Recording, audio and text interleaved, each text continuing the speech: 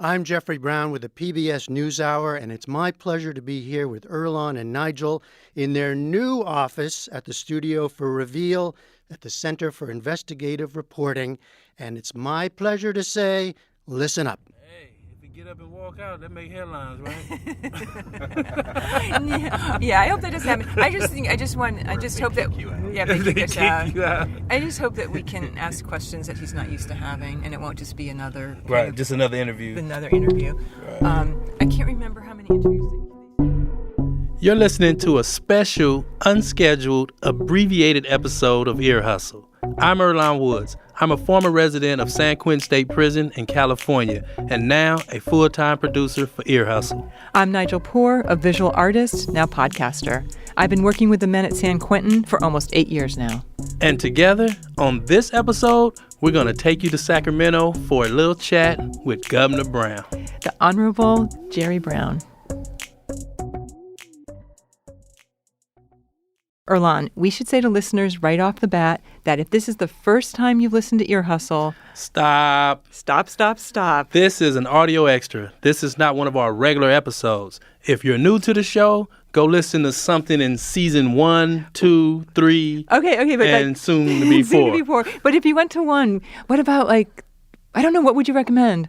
I would recommend Boom Boom Room. But it might give people the wrong impression that... Dirty Water. Ooh, that's heavy. You want to go right for the heavy? Or my favorite episode, which is what? Do you remember? Yeah, when I got out. That is definitely my favorite episode. But my second favorite episode. All right, that's just the roach one. Yeah, the one called Looking Out. Yeah. About taking care of critters in prison. Or they can just start from the beginning and listen to them all. Because we got about 25 episodes, so they got something to binge on. So what's going on now? A little over a month ago, after 21 years, you, Earlonne Woods, finally got out of prison. Indeed.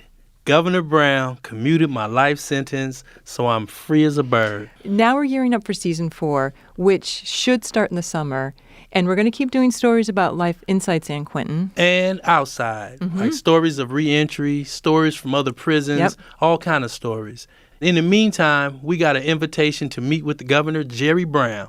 And we thought we'd take listeners along to hear a bit of what went on.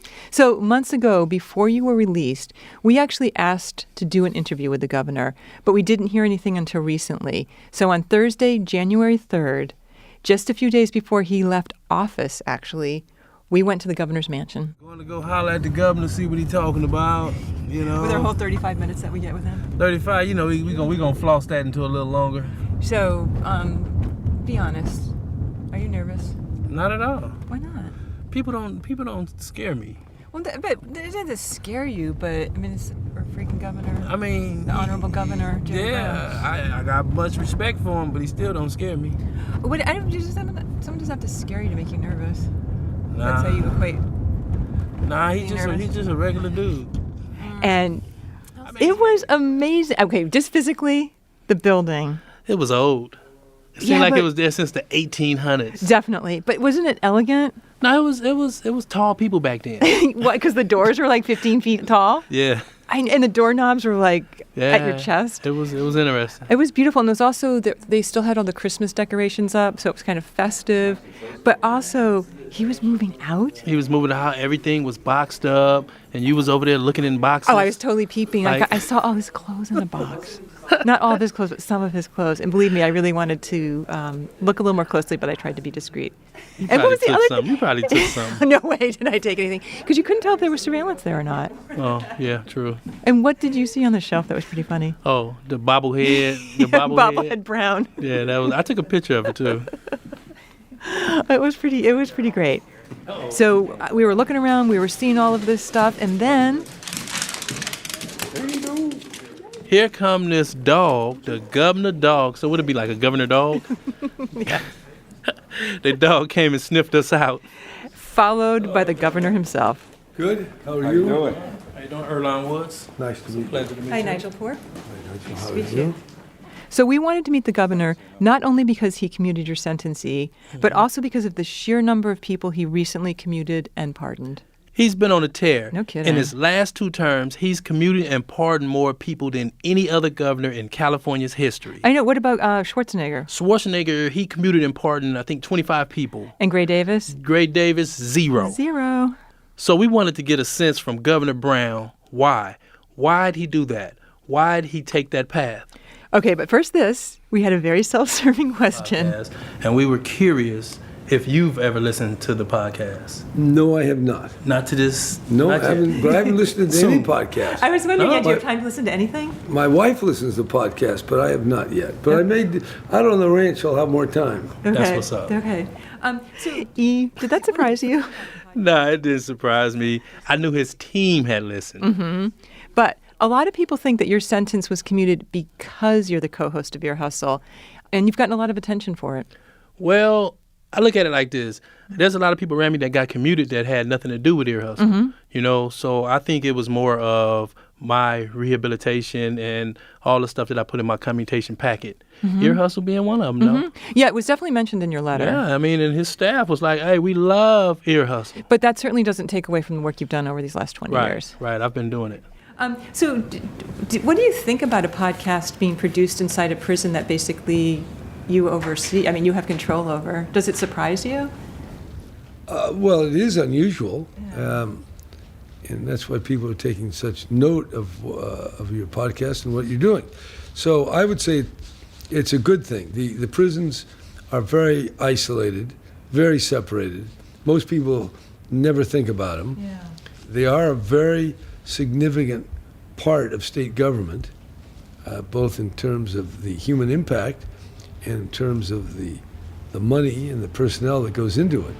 So I think it's good if you can pull back the veil of secrecy and let people in on what the reality is of actually being locked up.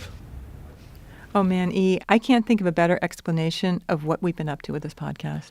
Yep, we try our best to let people in on the reality. Lift the veil of secrecy, as he just said. And, man, that is one heavy veil. So I want to personally thank you for commuting my sentence. I had a sentence of 31 years to life, and recently you commuted it, and it freed me about 35 days ago. So I highly appreciate that, because at this time right now, What would you be doing at San Quentin? I probably would have been in San Quentin waiting on her to come in so we can finish the episode. So I highly appreciate that. Great, And man. most of the guys there that has been commuted appreciate that. Appreciate you basically changing our lives, because it has changed my life. So I thank you for that. Well, I'm glad to do it. It all goes to this point that something very bad happens, and people will say, okay, now we're putting you in jail for a very long time. And the assumption is that what you did at that moment is what you are today, even though it's 5 years, 10 years, 20, 30 years later. And so that's the point that I'm struck by, that human beings in a moment can do something with devastating consequences. And then the question is, what do we do about that? But I'd say a lot of people, particularly in law enforcement, want to look at the crime only. And that's really the big debate. Can people change? Should we recognize the change? Or once you did the act, that's who you are, your essence, your identity, and never to be considered. So I think that's very damaging. It destroys hope, and it violates the principle that redemption is at the essence of what it is to be human. So what did you think when you heard him say that? To hear the governor speak on how people in prison are not the same person when they walk through that door, it was, I mean, that's what we talk about as prisoners every day. Like, we're not the same person that committed the crime. It might be 10, 15, 20 years later. Yep. We're different people. Yeah, absolutely.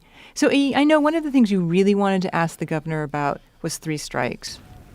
Oh, yeah. Speaking of 3 strikes, yeah. What is your take on it? I mean, do you feel it's worked or hasn't No, I worked? think, in fact, I opposed it at the time, back in the early 90s. There's a big crime rate and people want to do something. And they always say that. When you're a politician and something goes wrong, they say, do something. And now, because the crime rate's gone way down, people are more open to changing things. But we've changed a little. The three strikes law has been changed a little bit, but it needs to be changed more. But it's still in place. Yep. The three strikes law is still valid law in this state. Oh, it's so crazy. But the people of California have to vote it out, and they haven't done it yet. Well, we'll see what happens under Governor Newsom. But there was one thing Governor Brown said to us that made me think that he understands why it's so hard to change laws like the three strikes. Moses, or whoever said an eye for an eye and a tooth for a tooth. Well, what do we mean today? And what's the basis of it? See, I think that's the important question. A person commits a crime, so he inflicts pain or he hurts people or does something, takes something from someone. Then what do we do? I think that's a very profound question. So society wants something done. Some people say execute people. Other people say lock them up and throw the key away. And other people say something else. So this is a very living discussion and debate that's going on. It's something that normally isn't talked about unless there's a horrible crime. When there's a horrible crime, then everybody says, do something. Then they want to pass a new law, and then you have more time. That's how three strikes started. We talked about a lot of things with the governor. We talked about restorative justice, forgiveness. The importance of programming for prisoners and how hard it is to keep hope alive in prison. And then our 35 minutes were up. Actually, he gave us about 50 minutes. Well, that's true. Which might have made him a little late to swearing in the new California Supreme Court Justice, Joshua Groban. Sorry about that, Yana. Yeah. All right, Okay. well, good. We got some Thank you very ideas much. here. Yes, thank We'll you. we'll listen to your podcast. Oh, yeah, it would be an honor. Oh, this hopefully will remind you to listen. Oh, yeah, this was my... Yeah. This Oh, will I didn't remind even you. drink my coffee here. What's Well, this? here, now you have a new coffee mug. and to give you more coffee. Yeah, you can have more coffee in it, and it can remind you to Okay, listen to ear your hustle. hustle. Okay, well, that's a good, very interesting term. Yes, do you know what it means? Well, yeah, you're eavesdropping. Yes, exactly. And- Exactly. Got it all? Of course I you do. figured it out. All right. Thank you Thank for you your very much. I time. Well, appreciate good it. luck to you. Where are you going to be Indeed. living? I live in Oakland right now in a restored justice transitional house. So, what'd you think, E? I think for me, having a chance to talk to the person who actually gave me my freedom is deep. He a cool dude. I mean, we didn't include this in the tape, but he wanted to hear what we had to say, and he had a lot of questions about life in prison. Yeah, he did. He did. All right. Well, that was our visit with Governor Brown. And remember, we'll be back in the summer with a new season of regular episodes. In the meantime, if you're a new listener, go back to season 1 and get your binge on.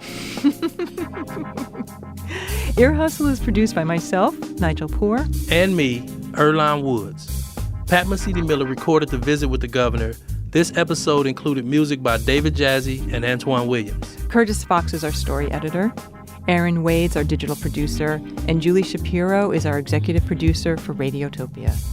If you want to stay up to date on all things Ear Hustle while we're on our break, go to our website, earhustlesq.com, and sign up for our newsletter. And be sure to follow us on Twitter, Instagram, and Facebook at earhustlesq. And don't forget the Ear Hustle mugs. The governor got one. Ear Hustle is a proud member of Radiotopia from PRX, a collection of the best podcasts around. Hear more at radiotopia.fm. This podcast was made possible with the support from the Chan Zuckerberg Initiative, working to redesign the justice system by building power and opportunity for communities impacted by incarceration. I'm Earlonne Woods. And I'm Nigel Poor. Thanks for listening. This is Lieutenant Sam Robinson, the Public Information Officer at San Quentin State Prison. Normally I have the opportunity to approve this podcast, but since this episode is not recording San Quentin, my approval is not required.